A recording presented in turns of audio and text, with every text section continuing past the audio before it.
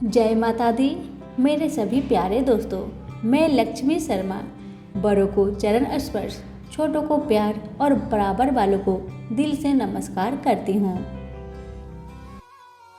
आज मैं सुनाऊंगी कार्तिक मास में सुनी जाने वाली गंगा नहान की कहानी।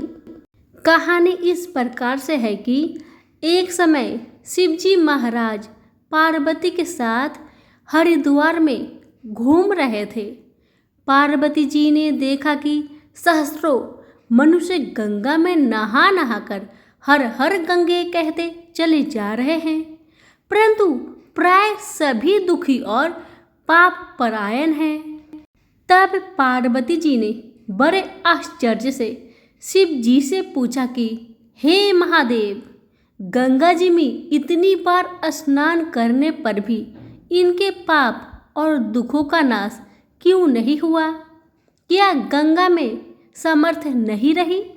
शिव जी ने कहा, प्रिय, गंगा में तो वही समर्थ है, परंतु इन लोगों ने पाप नाशिनी गंगा में स्नान ही नहीं किया, तब इन्हें लाभ कैसे हो? पार्वती जी ने आश्चर्य से कहा कि स्नान कैसे नहीं किया? सभी तो नहा नहा कर आ रहे हैं, अभी तक इनके शरीर भी सूखे नहीं। शिवजी ने कहा, ये केवल जल में डुबकी लगाकर आ रहे हैं, तुम्हें कल इसका रहस्य मैं समझाऊंगा।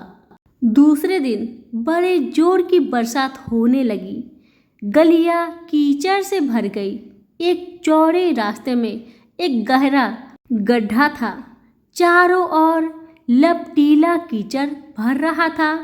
शिवजी ने लीला से ही वृद्ध रूप धारण कर लिया और दीन विवश की तरह गड्ढे में जाकर ऐसे पड़ गए जैसे कोई मनुष्य चलता चलता गड्ढे में गिर गया हो और निकलने की चेष्टा करने पर भी ना निकल पा रहा हो। पार्वती जी को उन्होंने यह समझाकर गड्ढे के पास बैठा दिया कि देखो, तुम लोगों को सुना सुनाकर यूं पुकारती रहो कि मेरे वृद्ध पति गड्ढे में गिर पड़े हैं, कोई पुण्य आत्मा इन्हें निकालकर इनके प्राण बचाए और मुझ असहाय की सहायता करे।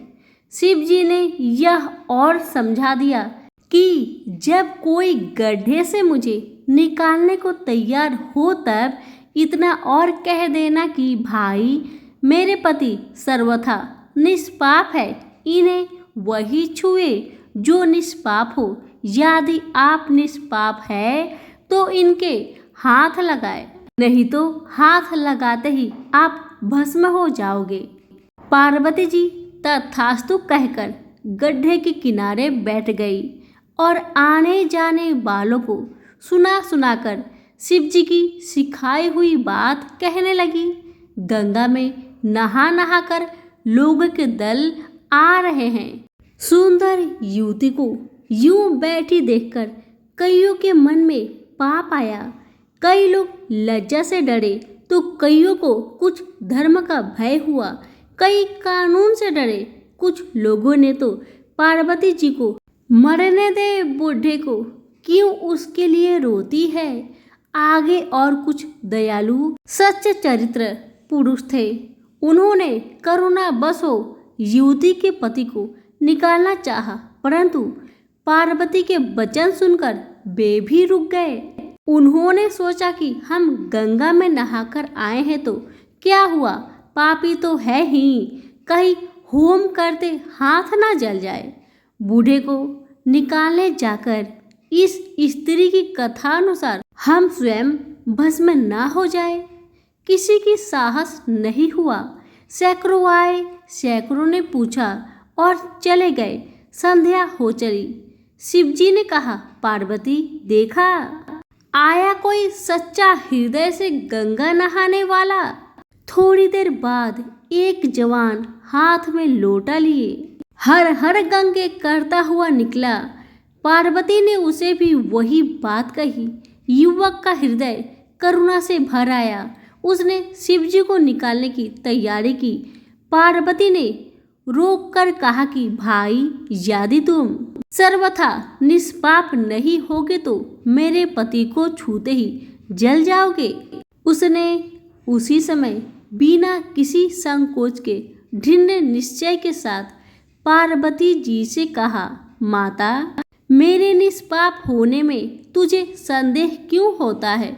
देखती नहीं मैं अभी गंगा नहाकर आया हूँ। भला गंगा में गोता लगाने के बाद भी कभी पाप रहते हैं? मैं तेरे पति को अभी निकालता हूँ। युवक ने लपक कर बूढ़े को ऊपर उठा लिया। शिव पार्वती ने उसे अधिकारी समझकर अपना असली स्वरूप प्रकट कर उसे दर्शन देकर कृतार्थ किया। शिव जी ने पार्वती जी से कहा कि इतने लोगों में से एक ने ही गंगा स्नान किया है। इस दृष्टांत के अनुसार जो लोग बिना श्रद्धा और विश्वास के केवल दम के लिए गंगा स्नान करते हैं उन्हें वास्तविक फल नहीं मिलता, परंतु इसका यह मतलब नहीं है कि गंगा स्नान व्यर्थ जाता है। गंगा स्नान का बहुत पुण्य भी है। यहीं पर हमारी गंगा स्नान की कथा समाप्त हुई। सभी प्रेम से बोलिए गंगा मैया की जय हो, उमापति शंकर की जय हो। धन्यवाद।